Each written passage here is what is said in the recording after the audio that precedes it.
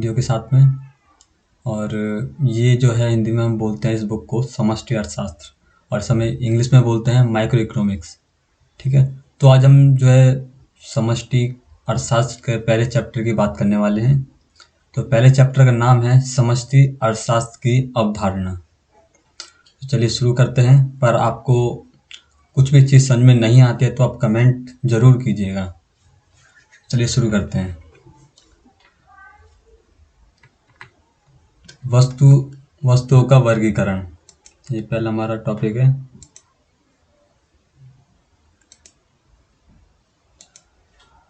वस्तुओं का वर्गीकरण। अर्थव्यवस्था में अनेक वस्तुएं उत्पादित तथा उपभोग की जाती हैं। उत्पादित मतलब बनाई जाती हैं, उपभोग मतलब मानव के द्वारा संग्रहण की जाती हैं, खाई जाती हैं, ठीक है, की जाती हैं। व्यापक रूप से वस्तुओं को दो प्रकार से वर्गीकृत किया गया है। वस्तुओं को दो प्रकार से वर्गीकृत किया जाता है। अर्थव्यवस्था में कई सारी वस्तु को हम उत्पादन करते हैं और उपभोग भी करते हैं, सिंपल सी चीज़ है। अब वस्तुओं को दो प्रकार से वर्गीकृत किया गया है। क्लासिफिकेशन ऑफ गुड्स, पहला अंतिम वस्तुएं और मध्यवर्ती वस्तुएं, और दूसरा है उपभोग वस्तुएं और पूंजीगत वस्तुएं। पहला है अंतिम वस्तुएं और मध्यवर्ती वस्तुएं, और दूसरा जो है वो हम बोलते हैं उपभोग वस्तुएं, उपभोक्ता वस्तुएं और पूंजीगत वस्तुएं। आज हमसे आगे जो है इसे डिटेल में पढ़ते हैं कि क्या होता है, अंतिम वस्तुएं क्या होती हैं, मध्यवर्ती वस्तुएं क्या होती हैं और उपभोग वस्तुएं क्या होती हैं, पूंजीगत वस्तुएं क्या होती हैं। चलिए आगे बढ़ते हैं। अंतिम वस्तुएं क्या होती हैं। हमारा पहला वर्गीकरण दो भागों में किया गया है वस्तुओं को। तो पहला है कि अंतिम वस्तुएं क्या होती हैं। ये है अंतिम वस्तुएं क्या होती हैं। देखिए, अंतिम वस्तुएं वे वस्तुएं होती हैं जो उत्पादन की सीमा रेखा को पार कर चुकी हैं और अपने अंतिम प्रयोगकर्ताओं द्वारा प्रयोग के लिए तैयार हैं। अंतिम वस्तु का मतलब ये होता है, मैंने अभी डेफिनेशन आपको पढ़ दी है, जो ये PDF आपको जो दिख रही है ये आपको इस जो हमारा फ्री स्टडी का टेलीग्राम जो ग्रुप है वहाँ पर आपको मिल जाएगा इसका लिंक, वहाँ से आप जो है डाउनलोड कर सकते हैं। पर आपको कोई बात समझ में ना तो आप कमेंट जरूर कीजिएगा और वीडियो शेयर जरूर कीजिएगा। तो हम टॉपिक के वापस आते हैं। तो अंतिम वस्तु का मतलब ये होता है, अंतिम वस्तु नाम से पता लग रहा है कि ये अंतिम वस्तुएं। अंतिम वस्तुएं वे वस्तु होती हैं जो कि, जैसे कि मैं आपको एग्जाम्पल की तरह समझाता हूँ। जैसे कि ये एक फ़ोन है, आप देख रहे होंगे, ये एक फ़ोन है। ये फ़ोन ये एक अंतिम वस्तु है क्योंकि इसे उपयोग करने के लिए रेडी है, ठीक है। तो एक अंतिम वस्तु हो जाएगी। और उपभोग का मतलब होता है कि मैं इस फ़ोन को यूज़ कर रहा हूँ, तो ये क्या होगी, एक अंतिम वस्तु होगी, ठीक है। अब मैं एक फिर से डेफिनेशन पढ़ता हूँ। और अंतिम वस्तुएं वे वस्तुएं होती हैं जो उत्पादन की सीमा रेखा को पार कर चुकी हैं। मतलब कि अब ये इसमें कुछ बनना नहीं है, कुछ उत्पादन मतलब उत्पादन की कुछ चीज़ इसमें अब रह नहीं गई, ये अब रेडी है चलाने के लिए और अपने अंतिम प्रयोगकर्ताओं द्वारा प्रयोग के लिए तैयार होती है, या प्रयोग करने के लिए तैयार है, तो ये अंतिम वस्तु है। मैं और आपको समझाता हूँ दूसरे एग्जाम्पल से। जैसे कि आप कोई भी ड्रेस लेने जाते हैं, ठीक है, जब तक वो ड्रेस किसी आदमी के पास वो बनने के लिए है तब तक वो ड्रेस अंतिम वस्तु नहीं है। जब वो ड्रेस बन करके रेडी हो जाती है तो वो ड्रेस जो है अंतिम वस्तु हो जाती है। और जब वो ड्रेस बन के रेडी हो गई तो उसे यूज़ करने वाला भी कोई ना कोई होगा, ठीक है। तो ये अंतिम वस्तु हो गई है और जो है अंतिम प्रयोगकर्ताओं द्वारा जो है प्रयोग के लिए भी वो रेडी है। चलिए अब आगे बढ़ते हैं, समझता हूँ आपको समझ में आया होगा। दूसरा है हमारा मध्यवर्ती वस्तुएं। मध्यवर्ती वस्तुएं, देखिए, मध्यवर्ती वस्तुएं वे वस्तुएं हैं जो उत्पादन सीमा रेखा के अंदर होती हैं। यह वस्तुएं अंतिम प्रयोगकर्ताओं द्वारा प्रयोग के लिए अभी तैयार नहीं होती हैं। ये थोड़ा सा मध्यवर्ती जो है अंतिम वस्तु से रिलेट करता है।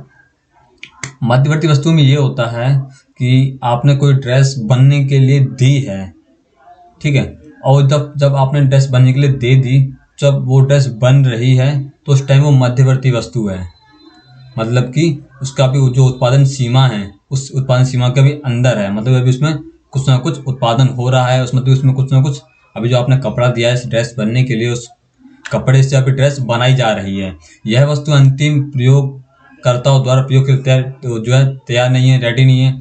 मतलब कि अभी ड्रेस बनी नहीं है तो अभी से कोई पहनने वाला, यूज करने वाला कोई भी नहीं है। जब से यूज करने वाला, पहनने वाला कोई नहीं है तो ये मध्यवर्ती वस्तु है, क्योंकि अभी इसमें इसका जो है कार्य प्रगति पर है। ठीक है, मैं समझता हूँ आपको समझ में आया होगा। अब बात करते हैं उपभोग वस्तुएं या उपभोक्ता वस्तुएं। ठीक है, उपभोग वस्तुएं वे वस्तुएं होती हैं जो मानवीय आवश्यकताओं को संतुष्ट करती हैं, जैसे परिवार द्वारा उपयोग किया गया दूध, पनीर, रोटी आदि। ठीक है, ये मैं एक चीज़ और देख लेता हूँ, उसमें थोड़ा याद आया मेरे को, पंजीकृत इसमें, हाँ रुकिएगा आप।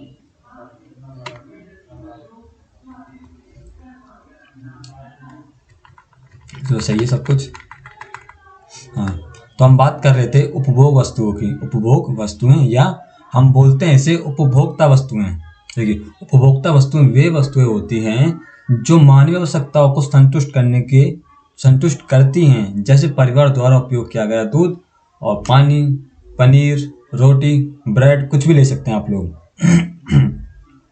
जैसे मैं आपको एग्जांपल से समझाता हूँ। उपभोक्ता वस्तुएं मतलब, उपभोक्ता का मतलब होता है जो कि, जैसे कि एक आप ब्रेड का पैकेट लेके आए हो, तो पैकेट को जो खाएगा वो उपभोक्ता है।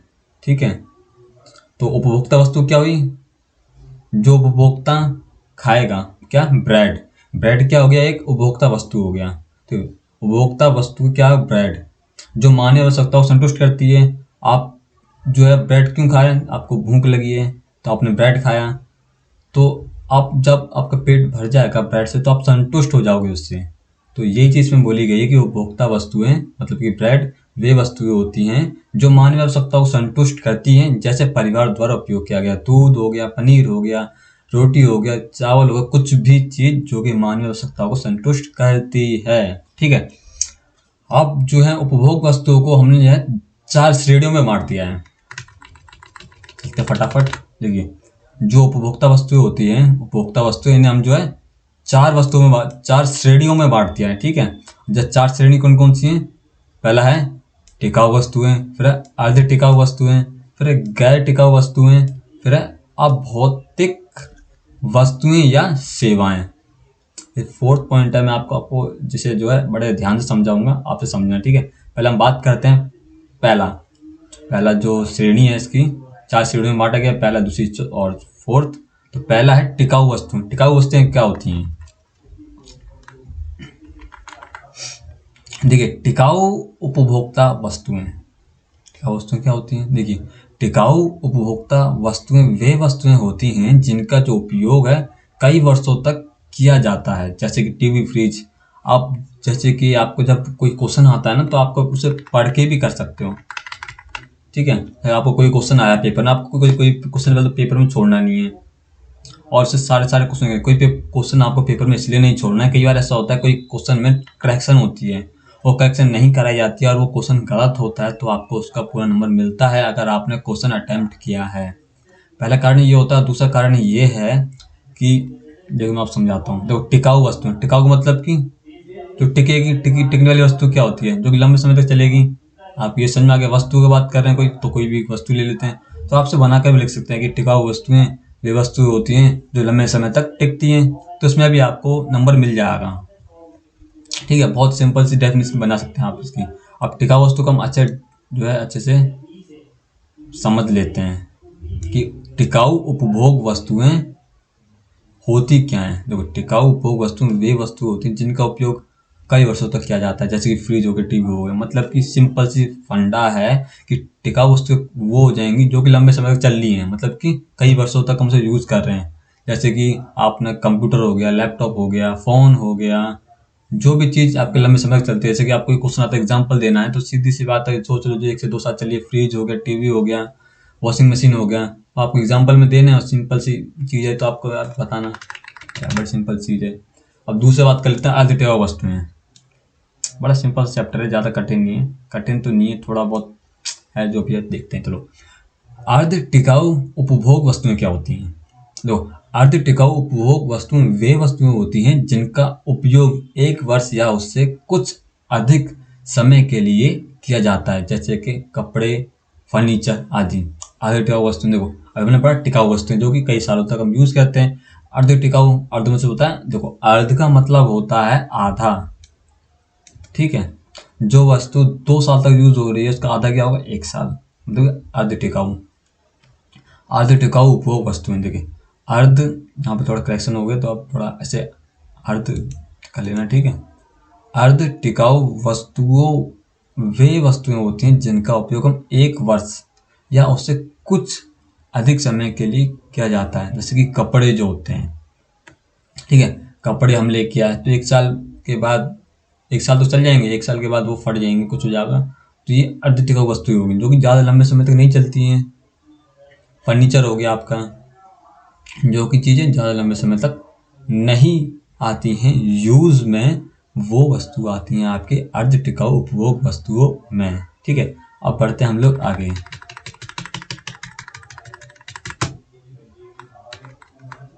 अब हमारा तीसरा क्या है हमारा, तीसरा है हमारा क्या, गैर टिकाऊ या एकल उपयोग वस्तुएं। देखो गैर टिकाऊ मतलब होते हैं जो चीज़ हम टेक की नहीं सकते, मतलब कि टिका नहीं सकते, रख नहीं सकते ज़्यादा लंबे समय तक। और एकल उपयोग वस्तुओं का मतलब समझ में आ गया। एकल उपयोग मतलब कि एक बार उपभोग हो गई तो खत्म, वस्तु खत्म। देखिए गैर टिकाऊ उपभोग वस्तुएं, गैर टिकाऊ उपभोग वस्तुएं वे वस्तुएं होती हैं जिनका उपयोग केवल एक बार किया जाता है, जैसे कि दूध, रोटी आदि, कोई भी चीज, ठीक है।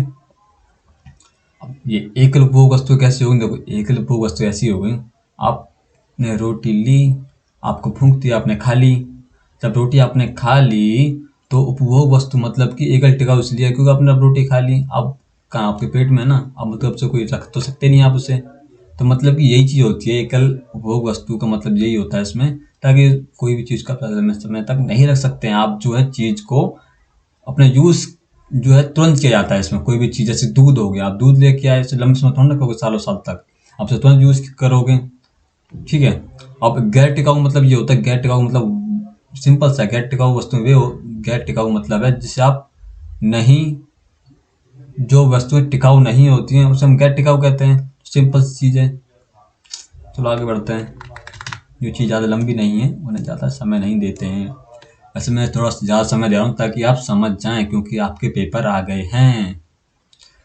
चलिए सेवाएं और अभौतिक वस्तुएं, मैंने आपसे बोला था कि आप थोड़ा इसमें ज़्यादा ध्यान दीजिए। तब अभौतिक का मतलब ये होता है, अभौतिक, भौतिक वस्तु पहले हम बात करते हैं। भौतिक वस्तु क्या होती है, भौतिक वस्तु क्या होती है, जिन्हें हम देख सकते हैं, छू सकते हैं, हो गई भौतिक वस्तु। अभौतिक ठीक इसका उल्टा, जिन्हें हम देख नहीं सकते, छू नहीं सकते। हम देख नहीं सकते और छू भी नहीं सकते, ऐसी कौन सी वस्तु है, तो हम उसे बोलते हैं सेवाएं। सेवाएं अभौतिक इसलिए होती हैं क्योंकि हम उसे छूते नहीं हैं, ठीक है, देखते नहीं हैं, उसे हम सिर्फ महसूस करते हैं। क्या करते हैं, हम उसे महसूस करते हैं, इसलिए हम उसे बोलेंगे सेवाएं। सेवाएं अभौतिक वस्तु है, ठीक है। अब हम जो मैं ये तो आपको थोड़ा सा और बताऊँ, इसमें आगे है तो देखिए, ये गैर टिकाऊ हुए एकल उपभोग वस्तु हैं, तो आपको ये दोनों नाम याद रखने हैं। दोनों नाम इसलिए याद रखने हैं क्योंकि पेपर में जो है आपके दोनों नाम में से कोई एक नाम भी दे सकता है, ठीक है, तो आपको पता होना चाहिए। इसलिए मैं दोनों नाम को बड़े अच्छी तरह समझा रहा हूँ ताकि ये आप अच्छी तरह जो है इसमें बता सकें। एक सेवाएं हैं और अभौतिक वस्तुएं हैं, तो दोनों जो है आपको नाम पता होंगे, आपको समझ में आया होगा, तो आप डेफिनेशन याद करने की जरूरत ही नहीं, आप तो ऐसे बता सकते हो ना। तो इसलिए मैं आपको थोड़ा इतने अच्छे से समझाने का प्रयास कर रहा हूँ। अब बात करते हैं सेवाएं। देखिए सेवाएं, सेवाएं वे गैर भौतिक जिन्हें देखा नहीं जा सकता है वस्तुएं होती हैं जो मानवीय आवश्यकताओं को संतुष्ट करती हैं, जैसे डॉक्टर, वकील, चार्टर्ड अकाउंटेंट आदि। सिंपल सी बात। अब बात करते हैं पूंजीगत वस्तुएं, ठीक है। पूंजीगत वस्तु क्या है, पूंजीगत वस्तु में आपको याद दिलाऊं, जो हम बात कर रहे थे ना, वस्तु का वर्गीकरण, क्लासिफिकेशन ऑफ गुड्स, तो अंतिम वस्तु ने पढ़ ली, मध्यवर्ती वस्तु पढ़ ली, ये हो गया एक भाग, ये हो गया दूसरा भाग, क्या है, भोग वस्तु पढ़ ली। अब बात करता हूँ पूंजीगत वस्तुएं, ठीक है। ये जो है दूसरा भाग है। आ गए हम कहाँ पे, अपने पूंजीगत वस्तुओं पे। पूंजीगत वस्तुएं, देखिए, पूंजीगत वस्तुएं वे वस्तुएं होती हैं जिनका उपयोग जो है सॉरी पूंजीगत वस्तुएं वे वस्तुएं होती हैं जिनका उपयोग वस्तुओं का उत्पादन करने के लिए कई वर्षों तक किया जाता है। इसमें जो है उत्पादकों की स्थिर परिसंपत्तियां शामिल होती हैं, जैसे प्लांट, मशीनरी आदि। पहले ही मैं आपको ये डेफिनेशन मैंने आपको पढ़ी है, आप डेफिनेशन जो मैंने आपको ये पढ़ी है अभी, तो इससे आपको समझ में आ गया होगा ऐसे लगभग। मैं एक बार आपको जो है कुछ शब्द इस तरह समझा करके आपको फिर समझाता हूँ। देखिए, परिसंपत्तियाँ का मतलब होता है प्लांट मशीनरी, मतलब परिसंपत्तियाँ शामिल होती हैं जैसे प्लांट मशीनरी। परिसंपत्तियों का मतलब वे चीज़ें होती हैं जो कि एक उत्पादक वो होता है, जैसे कि मैं आपको बड़े अच्छे से समझाता हूँ। जैसे कि कहाँ गया इसका, ये एक आदमी है, थोड़ा इस पर ध्यान मत दीजिएगा। देखिए, ये आदमी है, ठीक है, तो इसकी एक जो ये फैक्ट्री है, ठीक है, इसमें जो भी ये जो है आपकी मशीनरी है, ठीक है, इस आदमी की जो उसमें पूंजी लगी हुई है, मशीनरी लगी हुई है, जो भी पैसा इसमें लगा हुआ है, जो उसकी संपत्ति है, उसे हम बोलते हैं परिसंपत्ति। ठीक है, क्या बोलते हैं इसे? परिसंपत्ति। थोड़ा सा हम ना साफ थोड़ा बाद में कर देंगे। हम बोलेंगे परिसंपत्ति। तो पूंजीगत वस्तुएं वे वस्तुएं होती हैं, पूंजीगत का मतलब होता है जिनमें पैसा लगा हो, जिनमें पूंजी लगी हो आपकी। तो वे वस्तुएं कौन सी होती हैं? उत्पादकों का मतलब होता है जो चीज़ों का उत्पाद करते हैं, जिन चीज़ों को बनाते हैं। वो कौन होते हैं? वो होते हैं कोई कंपनी का मालिक, मतलब कि कोई भी वो इंसान जो कि वो चीज़ों का उत्पादन कर रहा है, कोई कंपनी का मालिक हो या ना हो, वर्कर हो, कोई भी हो, जो चीज़ों का उत्पादन कर रहा है वो होगा हमारा कौन? उत्पादक। देखो, पूंजीगत वस्तुएं कौन सी वस्तुएं होंगी? वे वस्तुएं होंगी जो कि जिसमें कि पूंजी लगी होगी इन वस्तुओं में। ठीक है, वे वस्तुएं होती हैं जिनका उपयोग वस्तुओं का उत्पादन करने के लिए किया जाता है। तो कौन सी वस्तु होते हैं? देखिए, आप जैसे कि आप कपड़े की मील में हो, जैसे कि एक कपड़े की मील है, आपसे कपड़े की एक मील समझ लीजिए। एक मिनट रुकिएगा। आप जो ऐसे कपड़े की मील समझिए, ठीक है, और ये मशीनें लगी हुई हैं। तो कपड़े की मील में कपड़े बनाने के लिए जो ये मशीनरी वगैरह चीज़ें लगी हुई हैं, क्या जिनका उपयोग वस्तुओं का उत्पादन करने के लिए होता है। तो ये मशीनरी इसमें लगी हुई है, इससे क्या होगा? इसका क्या उपयोग लेंगे हम? कपड़ा उत्पादन करने के लिए। तो वही चीज़ में बोल रहा है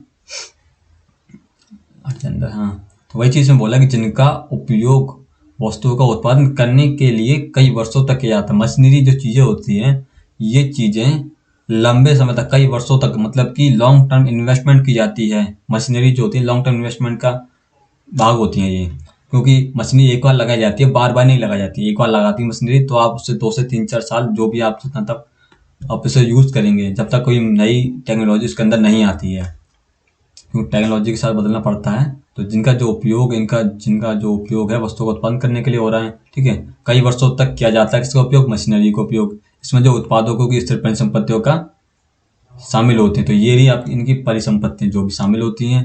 और इसका एग्जाम्पल क्या हो? प्लांट मशीनरी, जिनसे कि हम चीज़ों का उत्पादन करते हैं, तो वो होती है हमारी प्लांट मशीनरी आदि। जो भी आप समझ गए होंगे। बढ़ते हैं फटाफट आगे। निम्नलिखित में अंतर स्पष्ट कीजिए। अब जो ये क्वेश्चन आ रहे हैं ये वेरी वेरी और वेरी इंपॉर्टेंट हैं। आप VVVIP लगा लीजिए, जितने वी लगाने हैं आपको उतने वी लगा लीजिए। और ये है VV और VIP, ठीक है। VVIP क्वेश्चन है, क्यों है? वेरी वेरी और वेरी इंपॉर्टेंट को जो है ये अंतर बताने जा रहा हूँ। इसमें से क्वेश्चन 100% आता है पेपर में आपके। ये क्वेश्चन 5 तक आया था, 5 नंबर तक आया था, 1 नंबर में भी आया था। जो ये चैप्टर है काफ़ी अच्छा चैप्टर है, इसमें से 1 नंबर के क्वेश्चन भी आ जाते हैं और 5 नंबर के क्वेश्चन भी आ जाते हैं इसके अंदर। तो अंतर हम स्पष्ट करते हैं। पहला है अंतिम वस्तुएं तथा मध्यवर्ती वस्तुएं। अंतिम वस्तुएं और मध्यवर्ती वस्तुएं। वो अंतिम वस्तुएं क्या होती है और मध्यवर्ती वस्तुएं क्या होती है, हमने अभी आगे थोड़ा सा पढ़ा था ना, तो उसका हम अंतर करना है। पहले चलो, अंतिम वस्तुएं, यह वस्तुएं उत्पादन की सीमा रेखा के बाहर होती हैं, हमने पढ़ा था। क्योंकि उत्पादन की सीमा रेखा के बाहर होंगी। जब तो उपभोक्ता से यूज करेगा, जब तो इसे बाहर होगा, जब उत्पादन की जो सीमा रेखा से बाहर होगी तभी तो अंतिम उपभोक्ता जो होता है उसका यूज करेगा। एक पॉइंट आ गया। मध्यवर्ती वस्तु मतलब एक डेफिनेशन आपको चिपकानी है पहले पॉइंट में। 6 नंबर में क्वेश्चन आता है, 5 नंबर में क्वेश्चन आता है, तो आप 6 पॉइंट लिख दीजिएगा, ठीक है। अगर इसका जो क्वेश्चन जो है अगर आपका आता है कितना नंबर के अंदर, 6 नंबर के अंदर क्वेश्चन आता है, तो आपको क्या करना है, तो आपको ये करना है कि इसमें एग्जाम्पल और डालना है, तो 7 पॉइंट हो जाएंगे, तो आपको नंबर पूरे मिलने जरूरी है। अब मध्यवर्ती वस्तु क्या होती है, यह वस्तुएं उत्पादन की सीमा रेखा के अंदर होती हैं। अंदर तो जब ही होंगे क्योंकि आपने कपड़ा सिलने के लिए दे दिया था और सिल रहा है। अब जब सिलेगा, ड्रेस बनेगी, तब जब तक ड्रेस बननी है तब तो वो मध्यवर्ती वस्तु ही ना। तो बता देता तो ये पॉइंट आपका, ओ सॉरी, थोड़ा पेन ले लेते हैं हम, तो रेडी ले लेते हैं। आ जाओ भाई, देखिए पहला हो गया। अंतर क्या है, ये मध्यवर्ती वस्तु मतलब कि काम प्रगति पर जारी है, और अंतिम वस्तु मतलब कि काम हो चुका है, सीमा रेखा से बाहर है उत्पादन की। अब बात करते हैं हम दूसरे पॉइंट की। देखिए दूसरा पॉइंट है इसमें, इन वस्तुओं का कच्चे माल के रूप में प्रयोग नहीं किया जाता है। भाई कहाँ से किया जाएगा। अब ये फोन छोड़ो, अब जो आपने ये ड्रेस बनने के लिए दी थी, ये आपकी ड्रेस, जो भी आपकी ड्रेस आपने जो बनने के लिए दी थी, ठीक है, ठीक ठाक से वैसे बन गई है। ये जो आपने ड्रेस बनने के लिए दी थी, अब ये ड्रेस आपकी बन चुकी है, ठीक है, और मैंने जो ये पहन ली है। जब मैंने पहन ली है तो कच्चे माल के रूप में कहाँ से प्रयोग होगी, नहीं होगी ना, क्योंकि अंतिम वस्तु थी। अंतिम वस्तु कौन सी वस्तु होती है, जो कि अंतिम प्रयोगकर्ता द्वारा प्रयोग की जाती हैं और उत्पादन सीमा रेखा से बाहर जाती हैं। मतलब कि अगर उत्पादन सीमा रेखा से बाहर हो गई कोई भी चीज, तो वो हमेशा क्या होगी, अंतिम वस्तु तो होगी, लेकिन कच्चे माल के रूप में प्रयोग नहीं होगी कभी भी, ठीक है। शर्ट बन के रेडी है, मैंने पहन ली है, तो क्या हो गया, कच्चे माल के रूप में तो प्रयोग नहीं हो सकती ना अब। तो अब क्या ये यहाँ पे अच्छा चालू है, तो ये क्या होगा, पहला पॉइंट हो गया। अब इसी में थोड़ा अलग, तो मध्यवर्ती का मतलब इन वस्तुओं का कच्चे माल के रूप में प्रयोग किया जाता है। क्यों किया जाएगा प्रयोग, देखो आपने अभी शर्ट सिलने के लिए दी है, मध्यवर्ती में आपने शर्ट सिलने के लिए दी है। अगर आपने जब शर्ट सिलने के लिए दी है तो शर्ट अभी सिल ली है, ठीक है, तो वो अभी क्या कच्चे माल के रूप में प्रयोग हो रही है। कच्चा माल आपने दे दिया है और वो रेडीमेड मतलब कि आपको शर्ट बना के दे देंगे, वो है आपका पक्का माल, मतलब कि अंतिम वस्तु। तो मध्यवर्ती वस्तु होगी इसमें इसलिए क्योंकि आपने शर्ट बनने के लिए दी है, वो सिल रही है जब तक, तब तक वो क्या है, कच्चे माल के रूप में प्रयोग की जा सकती है। प्रयोग हो भी रही है और कुछ कपड़ा बचता है तो आप कच्चे माल के रूप में कुछ और बना सकते हैं उससे, तो कच्चे माल के रूप में ये प्रयोग हो जाएगी। अब बात करते हैं अंतिम वस्तुएं। देखिए तीसरे पॉइंट आ गया इसमें, इन वस्तुओं की लाभ प्राप्त करने के लिए पुनः बिक्री नहीं की जाती है। भाई साहब शर्ट बन के रेडी है, मैंने पहन ली है, अब पिनी हुई चीज़ तो मैं बेचूंगा नहीं ना, तो कहाँ से लाभ प्राप्त करने के लिए आप नहीं बेच सकते ना, फिर से पुनः बिक्री नहीं की जा सकती इसकी। चलो ये भी ऑप्शन हो गया। देखिए इन वस्तुओं की लाभ प्राप्त करने के लिए पुनः बिक्री की जा सकती है। कैसे की जा सकती है, ऐसे की जा सकती है, आप जो हो एक दुकानदार हो, ये आप हो गए दुकान आपकी, ठीक है, जैसे भी हो आप देख लेना, तो वैसे मजाक में मान लेना। ये है आपकी क्या दुकान, ये रहे आप, थोड़े बाल खड़े कर लेना, ठीक है, ये हो गए आप, ये हो गए आप, ठीक है, और ये रहे आपके दर्जी भाई, यहाँ इनकी दुकान है, ठीक है। आपने ब्लैक वाला लेता हूँ मैं, देखिए तीसरा मतलब इन वस्तुओं की लाभ प्राप्त करने के लिए पुनः बिक्री की जा सकती है। क्यों की जा सकती है, आपने ये वाली शर्ट करता हूँ, आपने ये वाली शर्ट बनने के लिए किसे दी है, बनने के लिए दी है कि नहीं, दर्जी भाई को, ठीक है। तो क्या हुआ, पहला बार इन्वेस्ट हो गया, आपने दे दिए, ठीक है, बन जाएगी शर्ट, तो आप इसके क्या करोगे, जब आप दुकानदार हो तो क्या करोगे, इसका यूज करोगे क्या अपनी दुकान में, और दुकान में यूज करोगे तो क्या करोगे, इसे बेचने का यूज करोगे। जब इसे बेचोगे तो क्या होगा, इन वस्तुओं की लाभ प्राप्त करने के लिए क्या होगी, पुनः बिक्री होगी। पहले आपने कपड़ा दिया तो इन्हें बनाकर आपको बेची, और आपने क्या किया, अपनी दुकान पर फिर से इसको बेचा, तो ये क्या होगा, इन्हें वस्तुओं की लाभ प्राप्त करने के लिए पुनः बिक्री की जा सकती है, क्योंकि कच्चा माल है। आपको समझ में नहीं आएगा, मैं तो एक तरीके से और समझाता हूँ, सब बदल समझ में आ जाएगा। ठीक है, चलो भाई आप थोड़ी देर के लिए गायब हो जाओ। ओके चलो भाई सब ये भी गया। देखिए इसका मतलब ये है कि इन वस्तुओं की लाभ प्राप्त करने के लिए पुनः बिक्री की जा सकती है। पहली बिक्री कब हुई, देखिए जब आपने इस दुकान से कपड़ा खरीदा तो पहला हो गया यहाँ पे बिक्री। फिर दूसरे टाइम पे आपने कपड़ा सिलने के लिए दिया, ठीक है, और सिलने के लिए इन्हें जो पैसे लिए, फिर आपको जो शर्ट बना के दी, शर्ट थी यार, शर्ट कर ठीक है, ये जो शर्ट थी ये जो आपको बना करके दी, इसके लिए भी आपसे जो है पैसे लिए, पहली बिक्री। ठीक है, और यहाँ पे हो गया आपकी दूसरी बिक्री। वो दूसरी बिक्री क्या हो गया, इन वस्तुओं की लाभ प्राप्त करने के लिए पुनः बिक्री की जा सकती है। ये भी समझ लो एग्जांपल, या वो समझ लो, आप जिस समझ से समझ सकते हो, आपके ऊपर डिपेंड करता है। मैंने दो एग्जांपल आपको बता दिए हैं, तो सिंपल है, पर अभी मैं आपको बता रहा हूँ ताकि आप अच्छी तरह समझ सकें। पेपर में भूल चूक माफ़ नहीं होती है।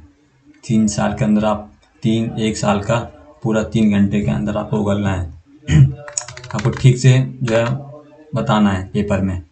ठीक है, ये पॉइंट भी हो गया। फटाफट चौथे पॉइंट पे आते हुए, इन वस्तुओं में कोई मूल्य वृद्धि नहीं की जाती है। इन वस्तुओं में कोई मूल्य वृद्धि नहीं की जाती है। देखो सिंपल चीज़ है, ये पॉइंट सेम वैसी ही है कि मूल्य वृद्धि नहीं की जाएगी क्योंकि ये अंतिम वस्तु है। चौथा, इन वस्तुओं में मूल्य वृद्धि की जाती है। आपको समझाया था, सेम वही चीज़ है। इन वस्तुओं पर किए गए व्यय को हम अंतिम व्यय कहते हैं। ठीक है, अंतिम व्यय कहते हैं क्योंकि वही ना अंतिम वो करता है, अपने दे दिया तो ये अंतिम व्यय हो गया। इन वस्तुओं पर किए गए व्यय को हम क्या कहते हैं, मध्यवर्ती लागत कहते हैं। मध्यवर्ती लागत इसलिए कहते हैं क्योंकि मिडिल मैन को, मतलब कि दर्जी भाई को शर्ट सिलने के लिए दी और पैसे दिए तो हो गया मिड। ठीक है, फिर उसके बाद हम उसे बेचेंगे अगर किसी और जगह पे, तो क्या हो गया, मध्यवर्ती लागत हो गई जो हमने लगाई थी। अब अंतिम लागत कौन सी है, अंतिम लागत ये वाली है। ठीक है, समझ में आ गया होगा आपको। सिंपल चीज से समझाइए मैंने एग्जांपल से, इसीलिए समझाया था एग्जांपल से, ताकि कोई गड़बड़ ना हो। हाँ, अब बात करते हैं हम, इन वस्तुओं को राष्ट्रीय आय में शामिल क्या किया जाता है। तो इन वस्तुओं को राष्ट्रीय आय में शामिल किया जाता है, क्योंकि अंतिम वस्तु है। और जो ये वाली है, इन वस्तुओं को राष्ट्रीय आय में शामिल नहीं किया क्योंकि मध्यवर्ती वस्तु है। अब प्राइस बढ़ेगा तो जो आखिरी प्राइस होता है किसी भी चीज़ का, उसको हम राष्ट्रीय आय में क्या करते हैं, शामिल करते हैं। तो आगे चलते हैं। ये हाँ, आ गए हम लोग, हमारी ट्रेन आ गई, यहाँ पे पहुँच गए हम लोग। चलो अब पढ़ते हैं। दूसरा पॉइंट क्या है, देखो, उपभोग वस्तुएं तथा पूंजीगत वस्तुएं। सिंपल सी चीज़ है, आपको ये पता है, आप समझ जाओगे, नाम से समझ गए होंगे, आपने टॉपिक तो पढ़े ही थे, समझ गए होंगे। आप दो और डिफाइन, मतलब कि और अच्छी तरह डिफाइन करने की जिम्मेदारी मेरी है, मैं समझाता हूँ। तो आगे देखो, उपभोग वस्तुएं, उपभोग वस्तुएं कौन सी होती हैं, जो उपभोक्ता प्रयोग करता है उपभोग करने के लिए, वो उपभोग वस्तु हो गई। और पूंजीगत वस्तु कौन सी होती हैं, पूंजीगत वस्तुएं वे होती हैं जिनका प्रयोग, वस्तु का प्रयोग, उपभोग मत सॉरी देखिए, पूंजीगत वस्तुएं वे वस्तुएं होती हैं जिनका उपयोग हम वस्तु का उत्पादन करने के लिए करते हैं। तो वो कौन सी वस्तु होगी, वो होगी हमारी पूंजीगत वस्तुएं। और उपभोग वस्तुएं कौन सी हो गई, जो उपभोक्ता क्या करता, उपभोग करता, वो उपभोग वस्तु हो गई। चलिए मैं थोड़ा था, देखिए, उपभोग वस्तुएं, ये हमारा पहला, ये हमारे दूसरे साहब। देखिए पहला पॉइंट है इसमें, उपभोग वस्तुएं मानवीय आवश्यकताओं की संतुष्टि करता है। ठीक है, वही चीज़ है, मैंने बताया था आपको, उपभोग वस्तुएं मानवीय आवश्यकताओं की संतुष्टि करती है। आपने ब्रेड लाए, आपने खाया, आपके पेट भर के आपको संतुष्ट हो गए, सिंपल सी बात। इन वस्तुओं का प्रयोग अन्य वस्तुओं का उत्पादन करने के लिए किया जाता है। देखिए पूंजीगत वस्तुएं, सिंपल सी बात है, मशीनरी वगैरह इसमें आती हैं। जब मशीनरी वगैरह इसमें आएंगी तो उससे वस्तुओं का उत्पादन किया जाएगा ना। तो इन वस्तुओं का जो प्रयोग है अन्य वस्तुओं का उत्पादन करने के लिए किया जाता है, हो गई। अब बात करते हैं दूसरी पॉइंट की, ठीक है। यह वस्तुएं परिवारों द्वारा उपभोग की जाती हैं। ब्रेड आप लाएं तो परिवार में बैठे खा रहे हैं, तो परिवार द्वारा उपभोग की जाती हैं, तो ठीक है, यह वस्तुएं क्या है, परिवारों द्वारा उपभोग की जाती हैं। अब दूसरा पॉइंट है इसके अंदर, यह वस्तुएं उत्पादकों द्वारा प्रयोग की जाती हैं। देखो मशीनरी होगी तो मशीनरी का प्रयोग कौन करेगा, उत्पादक करेंगे, वही तो चीज उत्पादक करेंगे। उत्पादक कौन होता है, आपको मैंने बताया था पहले, ठीक है, आगे पॉइंट में बताया था उत्पादक कौन होते हैं। कमेंट आप मेरे को बताइए उत्पादक होते कौन है, ठीक है। उत्पादक वो होते हैं जो क्या करते हैं, चीजों का उत्पादन करते हैं। सिंपल सी चीज है, ये क्या है, यह वस्तु उत्पादकों द्वारा प्रयोग की जाती है क्योंकि वो चीज को उत्पादन करेंगे। और उपभोग वस्तु है तो उपभोग सीधी बात है, वो किसके द्वारा की जाएगी, उपभोक्ता द्वारा की जाएगी। तो इसे कौन यूज करेगा, सिंपल सा, तो कोई परिवार द्वारा यूज की जाएगी, बोल सकते हैं हम। अब तीसरा पॉइंट देखो, उपभोग वस्तुओं पर किए गए व्यय को हम क्या कहते हैं, उपभोग व्यय कहते हैं। देखिए उपभोग मतलब होता है आपने किसी चीज का उपभोग किया, ठीक है। क्या करते हैं हम, उपभोक्ता द्वारा क्या किया जाता है, चीजों को उपभोग किया जाता है। तो उपभोक्ता वस्तु पर किए गए व्यय क्या होगा, तो हम कोई चीज बैठ खरीद के लाए तो हमने उसके लिए पैसे जो दिए हैं तो वो क्या हो गया, हमने उपभोग करने के लिए चीज खरीदी, तो क्या हम क्या बोलेंगे, उपभोग व्यय बोलेंगे, ठीक है। अब तीसरा पॉइंट है इसके अंदर, पूंजीगत वस्तुओं पर किए गए व्यय को हम क्या कहते हैं, निवेश व्यय कहते हैं। क्योंकि जब निवेश का मतलब होता है इन्वेस्टमेंट, ठीक है, आप वैसे समझ जाएंगे। इन्वेस्टमेंट मतलब होता है, निवेश का मतलब होता है क्या, इन्वेस्टमेंट। सीरियस हो जाइए, पेपर आ रहे हैं आपके, बिल्कुल मैं भी सीरियस हूँ, बिल्कुल सीरियस। देखिए पूंजीगत वस्तुओं पर किए गए जो व्यय है, ठीक है, आपने मशीनरी लगाई है तो मशीन किस लिए लगाई, जब भी मशीन लगाई जाती है आपको बताया था, ये जो मशीनरी जैसी चीजें होती हैं ये होती है लॉन्ग टर्म इन्वेस्टमेंट। तो लॉन्ग टर्म इन्वेस्टमेंट बोलो तो निवेश तो हो गया ना। तो जब पैसे लगाया है आपने मशीनरी पर, तो लॉन्ग टर्म के लिए लगाया है, तो अब पैसा लगाया तो हम क्या बोलेंगे, सब बोलते हैं इन्वेस्टमेंट किया आपने बिजनेस में। तो इन्वेस्टमेंट का मतलब क्या होता है, निवेश होता है। तो सीधी सी बात है। व्यय का मतलब होता है खर्च करना। तो पूंजीगत वस्तुओं पर किए गए व्यय को हम क्या कहते हैं, निवेश व्यय कहा जाता है। सिंपल सी चीज, आगे बढ़ते हैं फटाफट। देखिए उपभोग वस्तुओं के अधिक उत्पादन से लोगों के जीवन में गुणवत्ता में वृद्धि होती है। थोड़ा साफ कर लेते हैं, फिर बात करते हैं थोड़ी सी इसकी फटाफट। चलिए भाई साहब गायब हो गए, चलिए हाँ। देखिए उपभोग वस्तुएं हैं, हम उपभोग कर रहे हैं, कि अधिक उत्पादन से क्या होता है, लोगों के जीवन में लोगों की जीवन की गुणवत्ता में वृद्धि होती है। जब चीज़ों ज़्यादा उत्पादन होगा, जब चीज़ों का ज़्यादा उत्पादन होगा, देखो उपभोग वस्तुएं हैं, वो वस्तुओं के अधिक उत्पादन से लोगों के जीवन की गुणवत्ता में वृद्धि होती है। जब हम चीज़ों का क्या कर रहे हैं, उपभोग कर रहे हैं, चीज़ों का उपभोग कर रहे हैं जब चीज़ों का, तो क्या हो रहा है, गुणवत्ता में वृद्धि कैसे होगी, तो इस बात समझिए। देखिए किसी चीज़ का उत्पादन करने के लिए क्या मैन पावर की जरूरत पड़ती है, ठीक है, मैन पावर की जरूरत होगी, ठीक है। इन भाई साहब ये लगे हुए हैं ब्रेड बनाने में, ठीक है। अब जब उत्पादन ज़्यादा होगा तो क्या होगा, जब उत्पादन ज़्यादा हो तो लोग ज़्यादा चाहिए काम करने वाले, तो काम करने वाले जब लोगों की वृद्धि होगी, ठीक है, बन गए जो भी हैं, इतने सारे बन गए, ठीक है। जब ज़्यादा लोगों की जरूरत होगी तो क्या होगा, सीधी सी बात है कि उनके जीवन की गुणवत्ता में वृद्धि होगी। गुणवत्ता में वृद्धि इसलिए होगी, आप बेरोजगार हो, आप सभी बेरोजगार हैं, आप बेरोजगार हो तो आपको जॉब मिल गई है ब्रेड बनाने की, वाह क्या जॉब मिली है, ब्रेड बनाने की आपको जॉब मिली है। तो आप जब ब्रेड बनाओगे तो उससे आप जो आपको पैसे मिलेंगे, ठीक है, जो आपको पैसे मिल रहे हैं सब क्या करोगे, आप किसी सिटी में या कहीं भी आप रह सकते हो, तो आपको गुणवत्ता में जो है वृद्धि हो जाएगी। आप जो है मन चाहिए चीज, जो आपको पता है कि पैसे क्या क्या जो भी कुछ, इसके लिए कुछ बताना जरूरी नहीं है, ठीक है, आप समझ गए होंगे इसके कि उपभोग वस्तुओं के अधिक उत्पादन से लोगों के जीवन में भी जीवन की गुणवत्ता में वृद्धि होती है। अब फोर्थ पॉइंट, पूंजीगत वस्तुओं के अधिक उत्पादन से सकल घरेलू उत्पाद जीडीपी में वृद्धि होती है। देखो जो पूंजीगत वस्तुएं होती है ना, इन वस्तुओं के अधिक उत्पादन से, जब किसी चीज का उत्पादन बढ़ रहा है, पूंजीगत वस्तु मतलब कि एक बिजनेस के अंदर उत्पादन बढ़ रहा है, तो उत्पादन बढ़ेगा तो देश का जो जीडीपी है उसके अंदर भी क्या होगी, वृद्धि होगी। ये आपको पता है, मैं इसमें कुछ नया नहीं बताने वाला हूँ। ये जो पॉइंट है ना, सही बता रहा हूँ कि इतना ज़्यादा पूछा जाता है, बहुत सिंपल सा पॉइंट है, कुछ नहीं, मतलब कि इसमें कुछ पॉइंट कुछ भी नहीं है, पर मतलब कि इतना पूछा जाता है बहुत ज़्यादा। ये क्वेश्चन 101% आता है ये पेपर में। ये आपके टीचर ने भी बताया होगा आप कई बार कि पेपर लेने से पेपर में आएगा, वेरी इंपॉर्टेंट। ये पेपर में 100% आपके आने वाला है, तो आप जो है इसको अगर पढ़ लेना, मैं समझा देता हूँ। आपको बड़ी तरह समझ में आ जाएगा।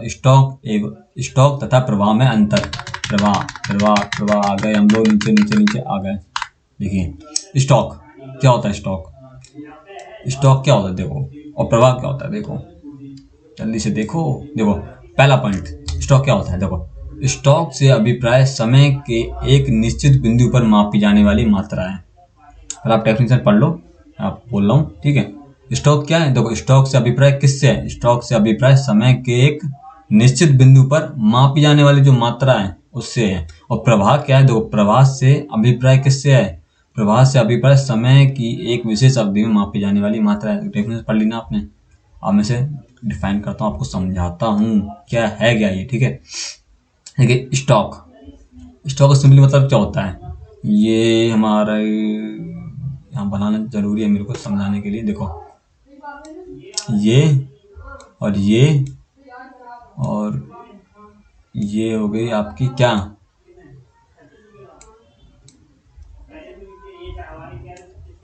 ये है आपकी क्या, टंकी, ठीक है। ये है आपकी टंकी और इसके अंदर है पानी।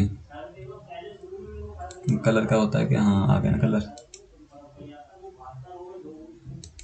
देखिए ये आपकी टंकी और उसके अंदर क्या है, ये रहा बहुत सारा पानी पानी पानी पानी पानी,